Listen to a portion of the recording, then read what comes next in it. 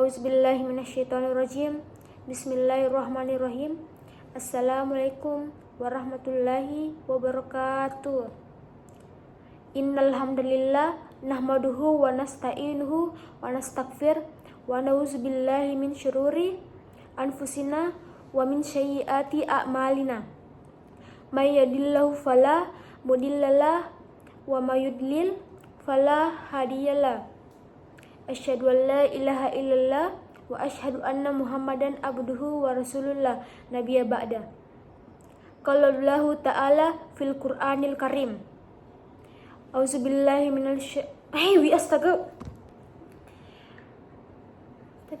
Auzubillahi minasyaitonirrajim. Bismillahirrahmanirrahim. Ucapan syukur kita kembalikan kepada Allah Subhanahu wa taala, dan salawat serta salam tak lupa pula kita kirimkan kepada baginda Rasulullah sallallahu alaihi wasallam. Allahumma sholli ala sayyidina Muhammad. Hadirin rahmakumullah, insyaallah pada kesempatan ini saya akan mengangkat tema kultum yang berjudul kesabaran dalam kehidupan. Namun beliau tetap bersabar, tidak membalas dengan keburukan, dan tetap mendoakan kebaikan bagi umatnya.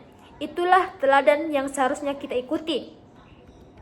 Hadirin yang dimuliakan Allah, di zaman yang serba cepat dan instan ini, kesabaran menjadi sesuatu yang sangat langka. Kita sering tidak sadar dalam mengantri, tidak sabar dalam proses meraih kesuksesan, bahkan tidak sabar dalam menunggu doa dikabulkan. Padahal segala sesuatu yang indah itu butuh proses, dan proses itu menuntut kesabaran. Allah berjanji dalam surah Az-Zumar ayat 10, sesungguhnya hanya orang-orang yang bersabarlah yang dicukupkan pahala mereka tanpa batas. Quran surat Az-Zumar ayat 10. Bayangkan pahala tanpa batas itu adalah janji Allah bagi orang-orang yang bersabar. Maka mari kita latih diri kita untuk bersabar, karena sabar itu bukan tanda kelemahan, tetapi kekuatan yang luar biasa.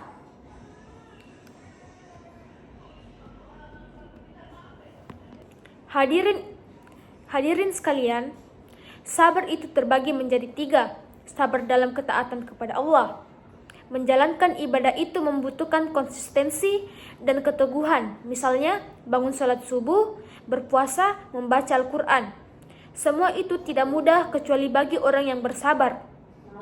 Sabar dalam menjauhi maksiat. Godaan dunia ini besar, harta, tahta, dan syahwat. Orang yang mampu menahan diri melakukan dosa adalah orang yang kuat imannya. Sabar jenis ini membutuhkan kontrol diri yang luar biasa. Sabar dalam menghadapi musibah dan ujian hidup. Hidup tidak selalu sesuai dengan keinginan kita. Kadang kita diuji dengan kehilangan, kegagalan, atau penderitaan. Tapi ingatlah, Allah tidak akan menguji hambanya di luar batas kemampuannya. Rasulullah Shallallahu Alaihi Wasallam bersabda, sendiri adalah contoh paling nyata dari kesabaran. Beliau dicaci, dilempari batu, difitnah, bahkan diusir dari kampung halamannya. Astaga.